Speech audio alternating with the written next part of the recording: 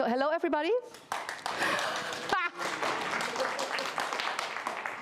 I brought my own fan base. So before I go into the topic and who I am, and introductions and all that kind of stuff, I've got a riddle for you. And this is actually a riddle that I've questioned my 2 kids about. I've got 4 kids now. Wouldn't recommend it. 2 is enough, but I've got 4.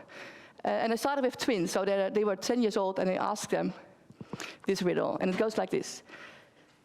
So a father and a son walking on the streets, and the son is going to school for the first time, so he's excited, and he's running around, and for some reason, he runs down the street in front of a car, and he's hit by a car, and he needs to go to the hospital right away.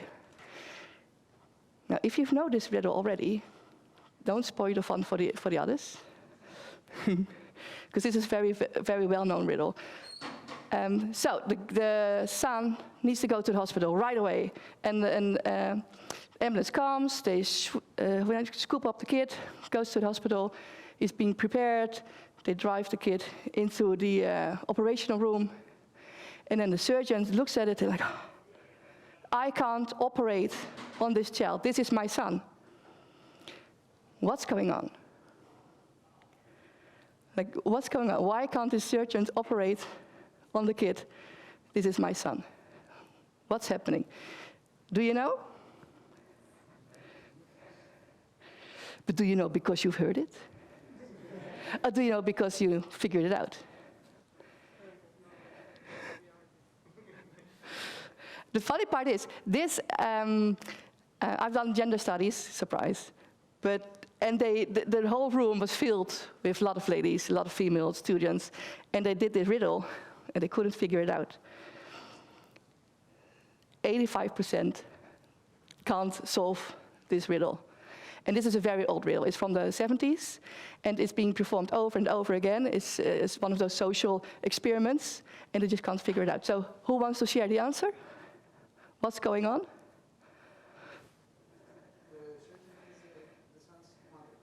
The surgeon is the son's mother.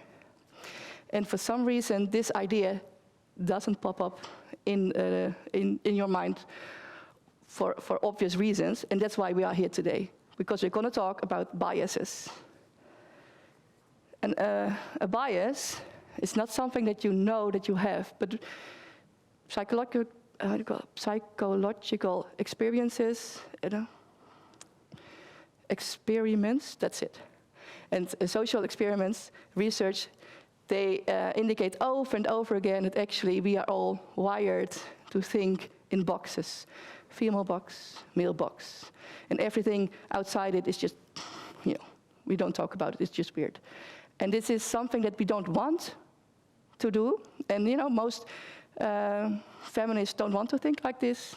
But even in those groups that are very high alert on the biases, they still fall back on those patterns, because that's just society. That's how we are wired. This is a cultural thing and not a personal problem. It's a cultural thing that we are living in. So, what does this mean? I want to take you on a personal journey from my experience, because that's what I can talk about, right?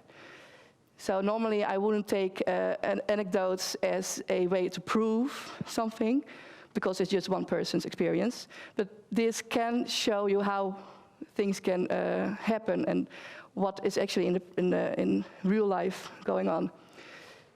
So this is my team that I started working for. I work at Dictu. Dictu is a part of the Dutch government for economical affairs. We build Drupal websites, Drupal applications, and mobile apps for the Dutch government. And well, in very short, I was a historian. You can't make money as a historian. Well, I didn't anyway. So I needed to find a way to support my living, to support my 2 kids as a single parent. So I went into tech. I got one of those boot camps, 4 months working your ass off, and then you can go work somewhere. And Dictu was kind enough to give me a chance. And this is the team I started working for. So the first day, I remember this, first day I started working, I walked on the floor, same floor as we now. I've got 2 colleagues here. They started working after me, so don't blame them for this story. But, you know, I entered, and there was just guys, a lot of males, and like 1 or 2 females. And those were a delivery manager, and no, I think there was just 1 delivery manager. Said 2, that's it. And it made me feel, I don't know, does anybody have this experience that you walk into a room, you don't expect it to be just 1 gender, and all of a sudden you're the only one? You know? It just makes you feel awkward. And, you know, it's not like they mean to make it awkward, but it does. It's awkward. And the funny part is, because there were only males, they actually got rid of the female toilet. Yeah, and still, there's no female toilet on our floor. It just isn't there. So if I need to do my thing, I need to go to, or down, you know, another department down, or down the hallway to a whole different company that's in the same building. So this is how welcome you are. So what does it mean? Well, this is what happened. So can you imagine that, you know, I came on board with another colleague, a male colleague, at the same time. He was also having a different start in life, and he had talent for programming. And sorry to say it, but I didn't have talent for programming. I was just a normal level programmer. I'm not excellent. And if you're a female, that's a problem. So what happened was that my code was being criticized over and over again. If I did a merge request, it was denied, and I need to rework it again and again and again.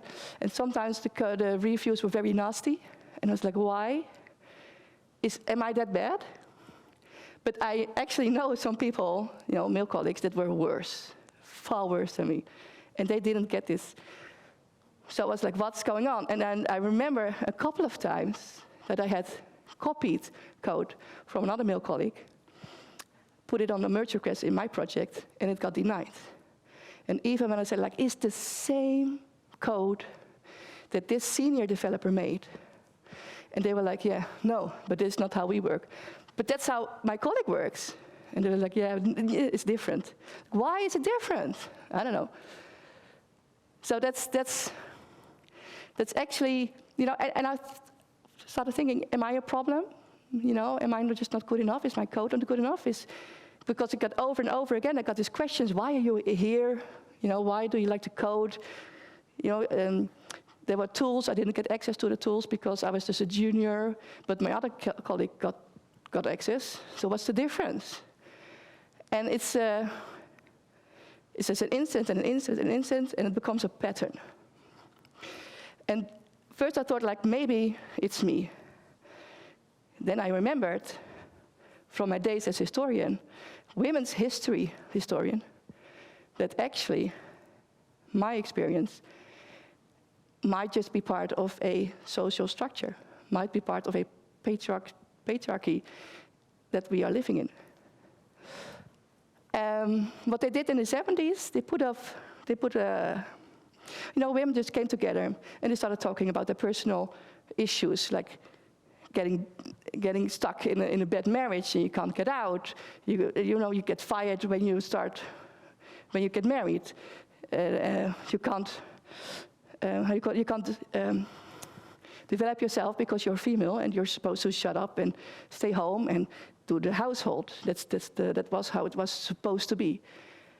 And the women came together and they talked about it and actually discovered that it's not just a personal problem, it's a political problem. It's about the laws, it's about social structures, it's about having daycare for your kids and how expensive is it.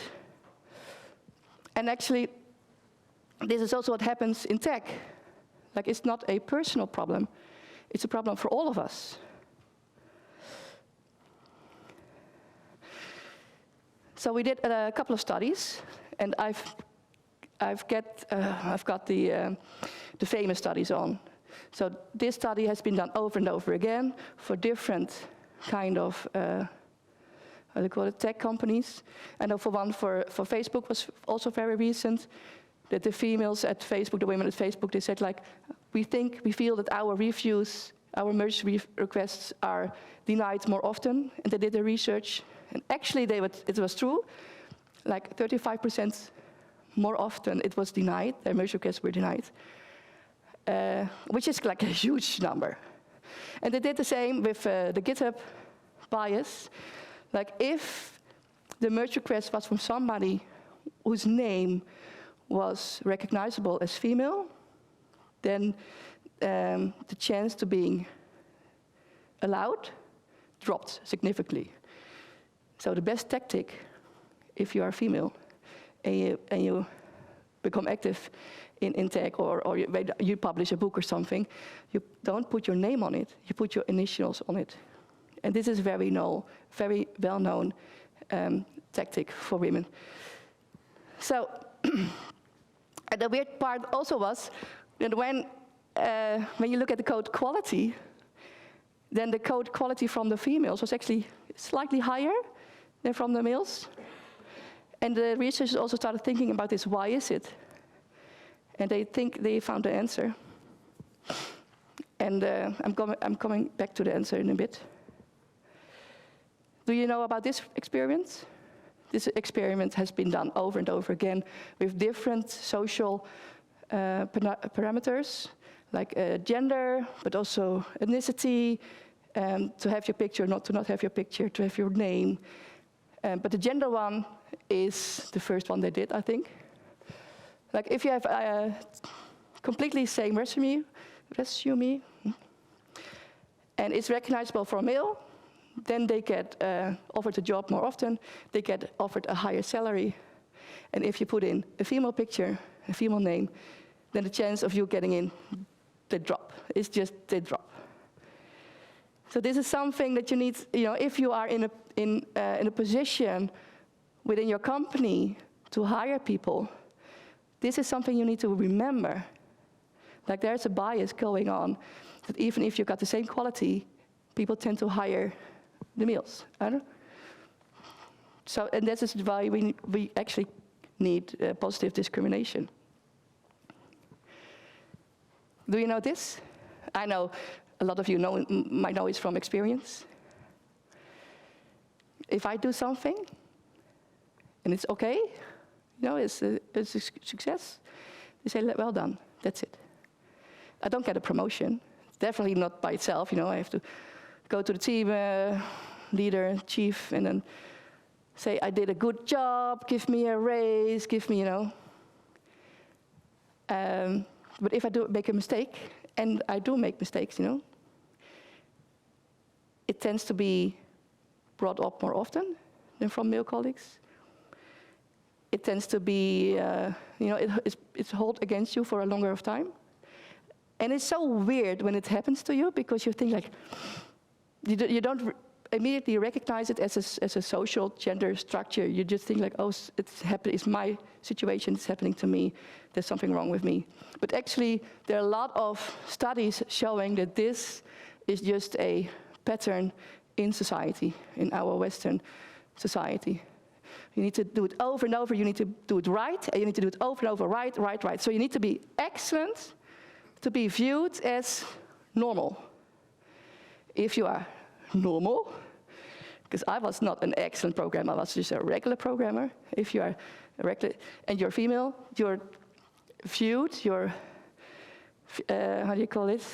The respect that you get is lower. So there is a huge bias here, and this is actually why people drop out. Because if you go to your job and people view you as the person that won't complete her tasks, or if there's an interesting technological problem, they won't come to you, but to your male colleague. It deflates your self-sense, your self-respect maybe in the end. So you drop out. That's just what we see happening over and over again. And this also is Big problem. I had a discussion at my job. We had a new delivery manager, and we were in a team meeting. Like we had 50 people showing up for this team meeting. And I was talking about I'm part of the women at DIC2, the women's network. And he was like, oh, why would we need a women's network? It's 2025, it's been done. And I was like, dude, really? Just look around. How many females do you see? And he was like, one. Well, there's one, that's a UXer. Yeah, that's okay. We got a team leader. Our team leader is female.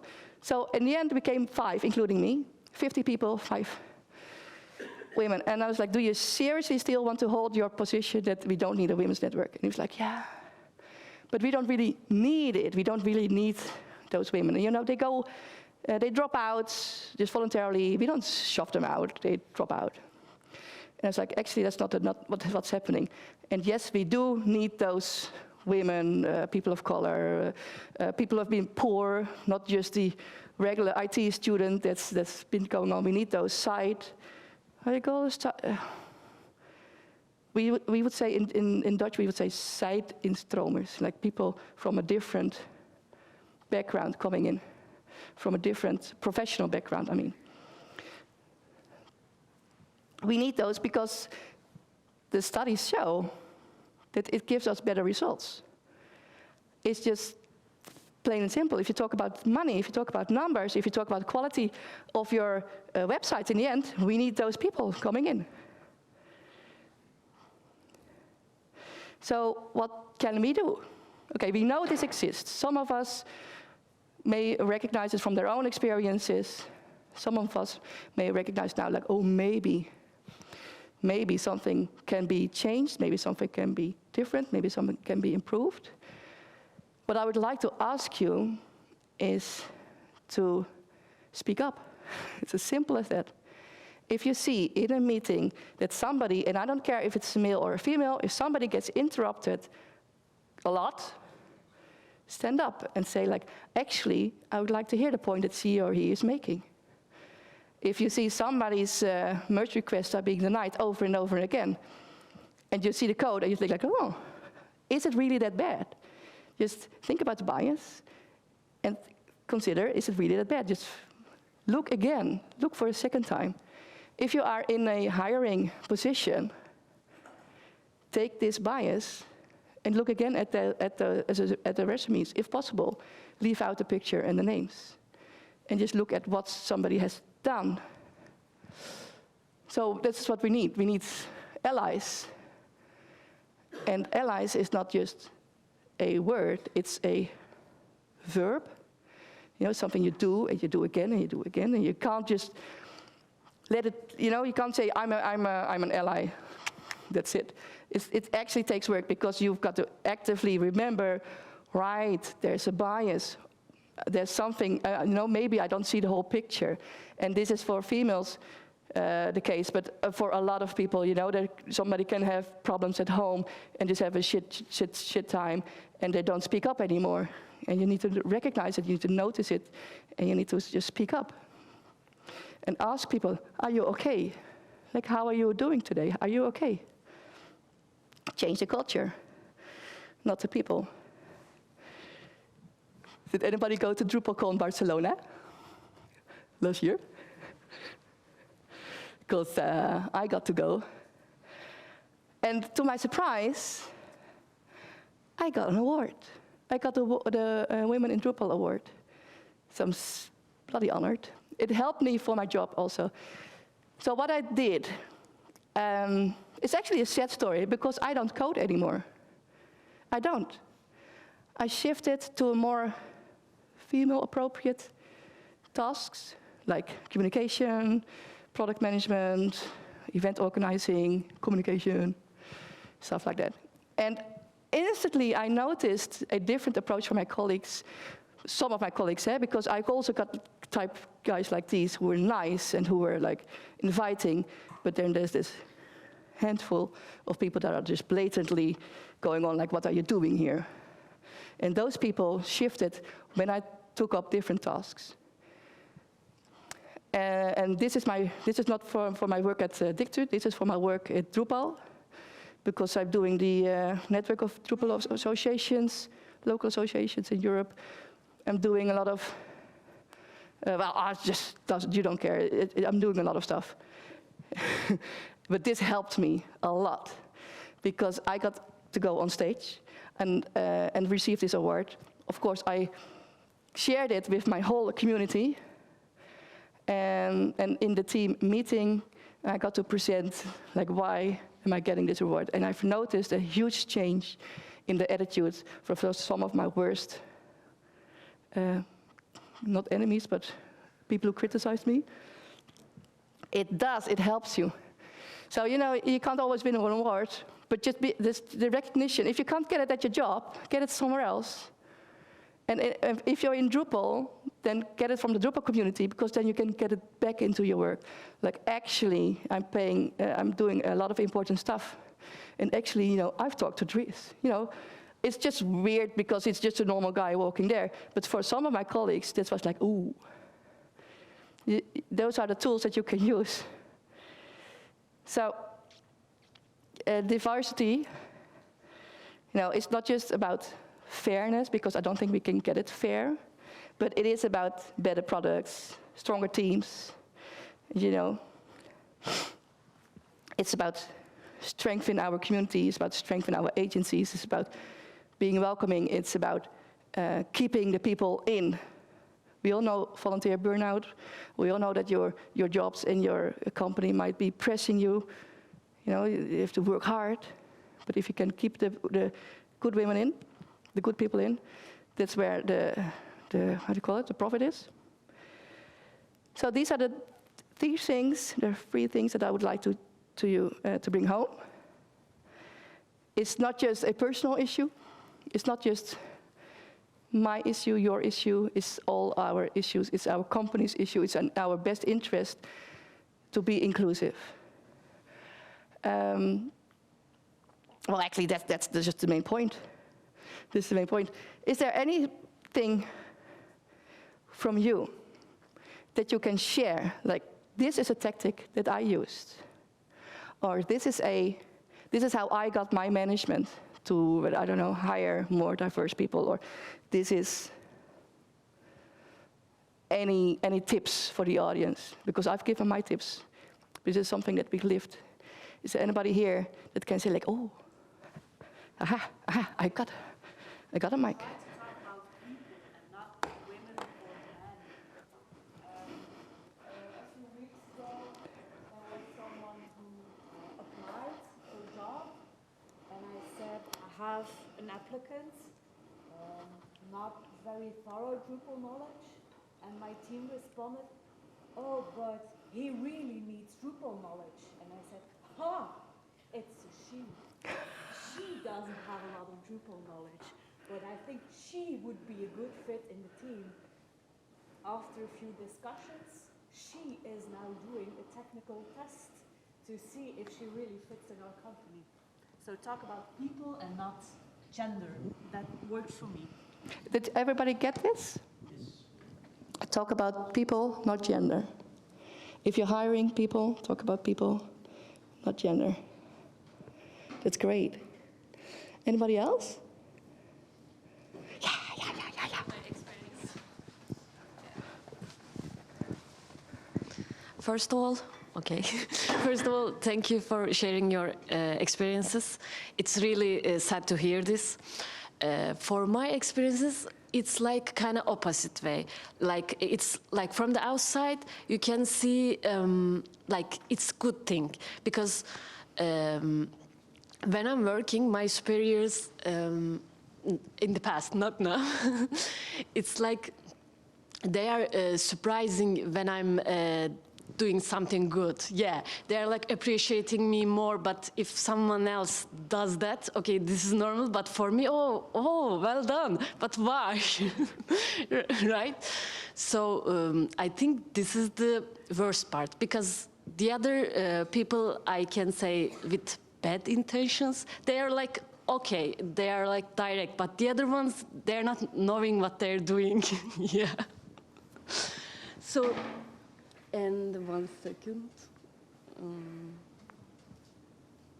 And I would like to say the other thing that even if it's hard to deal with this kind of stuff, we need to go on, not give up.